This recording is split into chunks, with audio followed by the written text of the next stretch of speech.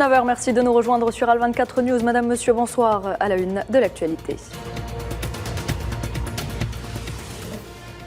Attaf et Borrell s'entretiennent au téléphone et insistent sur la nécessité d'un retour à l'ordre constitutionnel au Niger.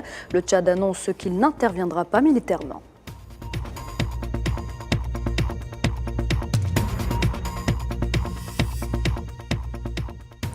La Tunisie n'est pas le garde-frontière des pays occidentaux. De ce farce, le premier responsable de la centrale syndicale, Nourdine Taboubi, s'est exprimé devant ses partisans au moment où l'ONU accuse la Tunisie d'avoir expulsé des migrants subsahariens.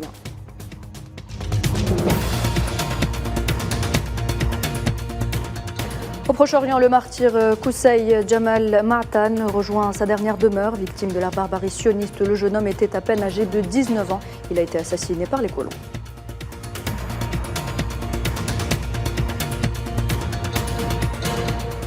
Et puis tension croissante en mer Noire après une attaque ukrainienne contre un navire citerne russe. Moscou affirme que ses forces ont pris le contrôle du village de Novoselivisk.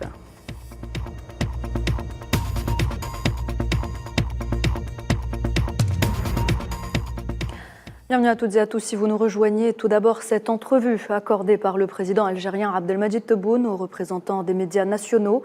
Une entrevue au cours de laquelle le président algérien a abordé de nombreux dossiers à caractère national, régional et international.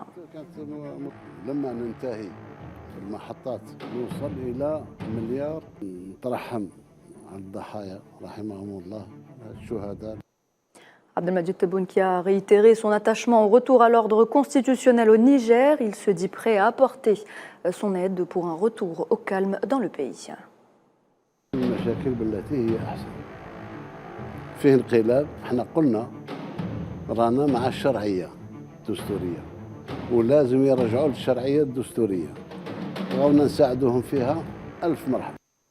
Et vous pourrez suivre dès ce soir à partir de 21h cette entrevue sur Al24 News ainsi que sur l'ensemble des chaînes de télévision et de radio nationales.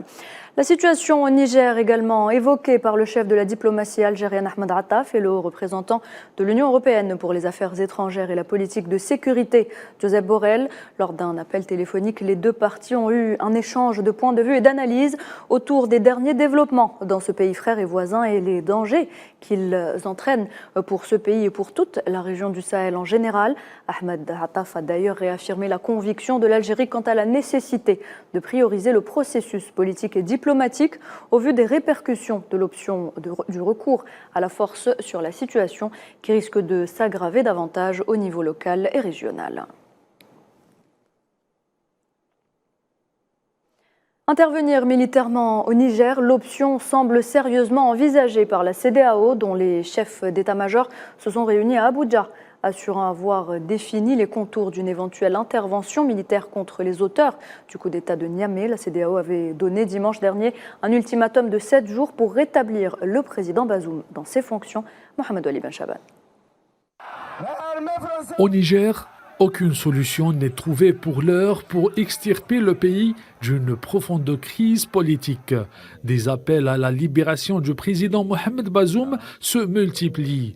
Le chef de la garde présidentielle évoque une dégradation de la situation sécuritaire et ne cède pas à la pression de la communauté internationale. Face au silence assourdissant du général Tchani, les militaires ouest-africains sont prêts à intervenir. La CEDEAO aurait défini les contours d'une éventuelle intervention militaire. Les chefs d'état-major des armées et leurs équipes ont travaillé 24 heures sur 24 à l'élaboration d'un concept d'opération pour une éventuelle intervention militaire en République du Niger afin de rétablir l'ordre constitutionnel et d'assurer la libération du président détenu. Les militaires du bloc ouest-africain cachent leurs cartes et n'ont rien dévoilé sur la stratégie avec laquelle la CEDEAO compte mener son opération contre les troupes du général Tchani.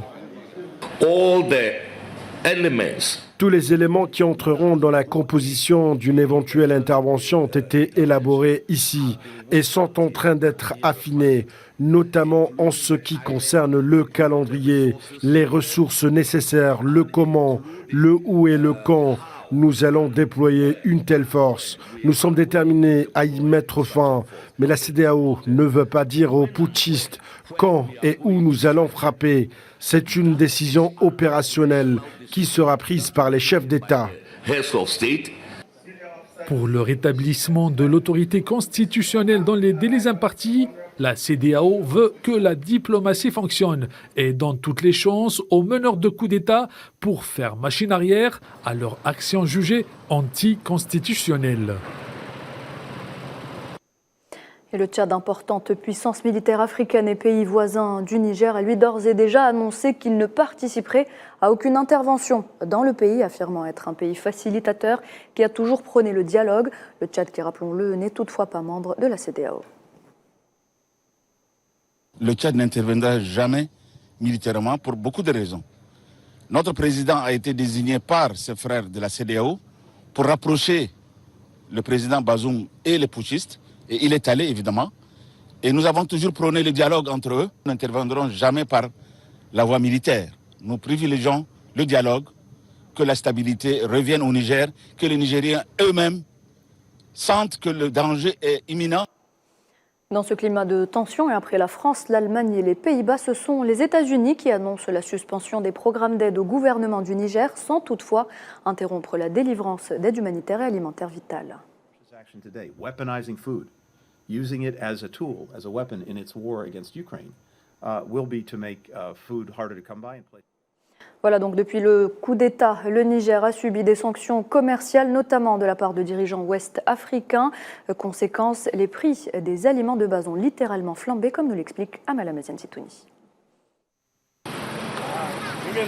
Au marché de la capitale nigérienne Niamey, les consommateurs sont très inquiets. Les prix des produits alimentaires de base s'envolent. Le prix d'un sac de riz a augmenté de plus d'un tiers pour atteindre environ 15 000 francs CFA, soit 5 $. C'est la conséquence directe du coup d'État opéré par le Conseil militaire la semaine écoulée, ce qui a incité le bloc ouest-africain CEDEAO à fermer les frontières et à rompre tous les liens commerciaux. Franchement, j'ai senti ça de ma poche. Et actuellement, là où nous sommes tous en train de faire des stocks, je crois bien. La plupart des chefs de maison et autres, tout le monde fait des stocks chez lui pour prendre les mesures contre ces genres de choses. Qui déjà, à quelques jours seulement, une augmentation de 3 à 4 000 francs. C'est exorbitant. Dans un mois, comment est-ce que ça va être ? La junte militaire au Niger est engagée dans une impasse avec la communauté économique des États de la CEDEAO, cette dernière qui a adopté sa position la plus dure à ce jour après l'éviction du président Mohamed Bazoum la semaine dernière, le 7e coup d'État en Afrique de l'Ouest et du centre depuis 2020. Le bloc a imposé des sanctions radicales et a averti qu'il pourrait autoriser le recours à la force si Bazoum n'était pas réintégré d'ici dimanche. Avant le coup d'État, un bidon d'huile était vendu pour 22 000 francs CFA, équivalent de 36,84 $. Maintenant, c'est 33 000 francs CFA, l'équivalent de 55,28 $. Un sac de riz coûtait 11 000 francs CFA, maintenant il coûte 14 000 ou 15 000, l'équivalent de 25,23 $. Les commerçants doivent juste être sincères et surtout craindre Dieu, parce que ce qui s'est passé concerne tous les Nigériens. Tout ce qu'ils ont à faire, c'est de s'inspirer de ce qui se fait dans d'autres pays qui vivent la même situation. Alors que le Niger est en proie à des troubles économiques et politiques, environ 40% de la population vit déjà dans l'extrême pauvreté. Le pays dépend fortement de l'aide étrangère provenant de diverses sources. Cependant, ces sanctions entraîneront-elles une augmentation de la pauvreté ? Seuls les jours nous le diront. Et le Soudan aussi subit de plein fouet les conséquences du conflit qui y règne. La situation humanitaire empire de jour en jour alors que les combats se poursuivent entre l'armée soudanaise et les forces de soutien rapide. Le syndicat des médecins soudanais alerte sur le taux élevé de mortalité des patients dans les hôpitaux en raison d'une pénurie de médicaments.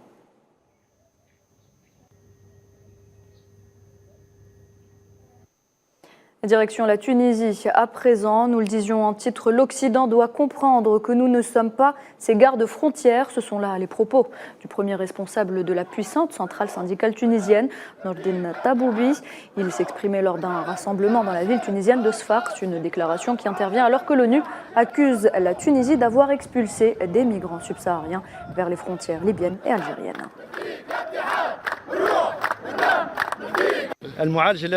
L'approche adoptée à l'égard de l'immigration clandestine ne peut se limiter à la sécurité. Nous avons le droit de protéger nos frontières. L'Occident doit comprendre que nous ne sommes pas ses gardes-frontières. Ils ont colonisé l'Afrique et d'autres pays pendant de nombreuses années. Il est temps de mettre en œuvre un véritable développement pour permettre aux populations de vivre dans la dignité et la prospérité dans leur pays. La mission de l'Organisation des Nations Unies pour la stabilisation en République démocratique du Congo déclare que ses troupes déployées dans l'est du pays commenceront à transférer leur pouvoir au gouvernement congolais avant de se retirer du pays l'année prochaine. Nous avons un plan de transition et ce plan de transition nous impose des choses, des activités à mener ensemble.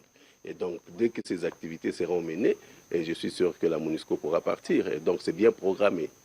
Et ne vous en faites pas pour ça, je suis... On reste sur le continent pour parler élections. Le Mozambique organisera des élections présidentielles, législatives et provinciales le 9 octobre 2024. Le président Filipe Nyusu, 64 ans, ne peut briguer de troisième mandat selon la Constitution. Son parti, le Frelimo, n'a pas encore désigné d'éventuels candidats.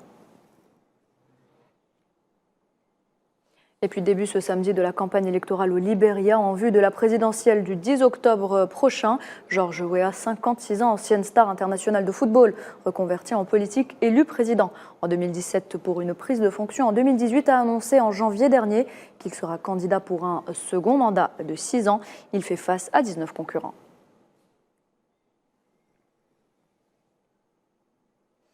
Au Proche-Orient, le jeune martyr Qusay Jamal Ma'tan a rejoint sa dernière demeure ce samedi.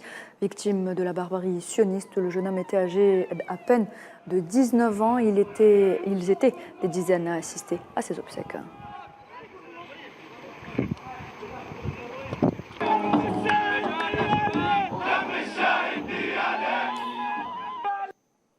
Et les Nations Unies ont annoncé l'enregistrement de 591 cas d'attaques menées par des colons dans les territoires palestiniens occupés en Cisjordanie au cours de cette année. D'après le Bureau de l'ONU pour la coordination des affaires humanitaires, ces agressions ont causé la mort de Palestiniens et des dommages à leurs biens. Un incendie s'est déclaré au Caire dans un bâtiment appartenant au ministère des Affaires religieuses. L'incendie semblait principalement confiné au dernier étage du bâtiment, bien que des flammes aient également été vues sortant d'une fenêtre du deuxième étage. Fort heureusement, les employés du ministère avaient déménagé quelques jours auparavant.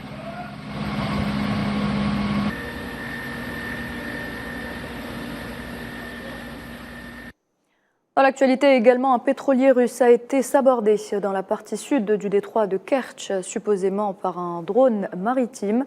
Une brèche s'est ouverte dans la coque du navire citerne russe SIG. Le Kiev, qui a intensifié ses attaques de drones contre des navires russes en mer Noire, a revendiqué cette dernière offensive.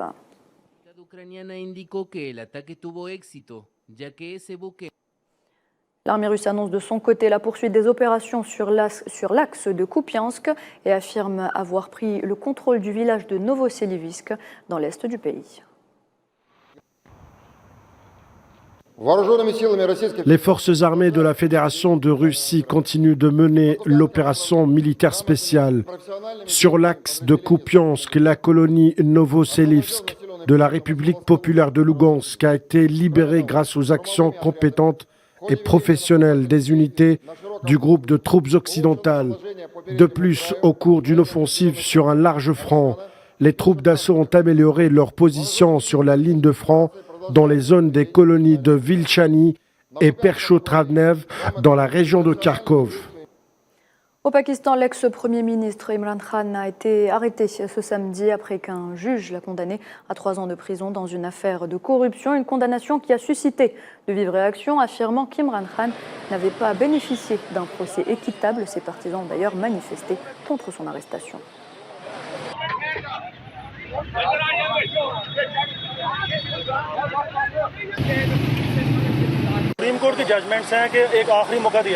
Il y a des jugements de la Cour suprême qui donnent une dernière chance à l'accusé.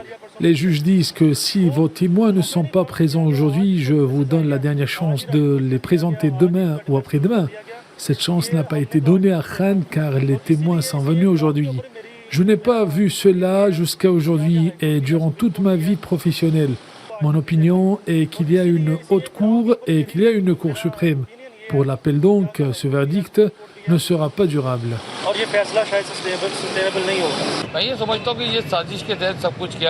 Je pense que cette arrestation a été effectuée dans le cadre d'un complot. Quand Imran Khan était Premier ministre, les gens espéraient qu'il leur donnerait un nouveau Pakistan et que le pays avancerait vers la prospérité. Après le départ de Khan, les gens sont inquiets de ce nouveau gouvernement. L'inflation a doublé par rapport au gouvernement précédent. Imran Khan, qui n'a pas été arrêté pour des raisons politiques, mais pour un tout autre motif, annonce la ministre pakistanaise de la Communication.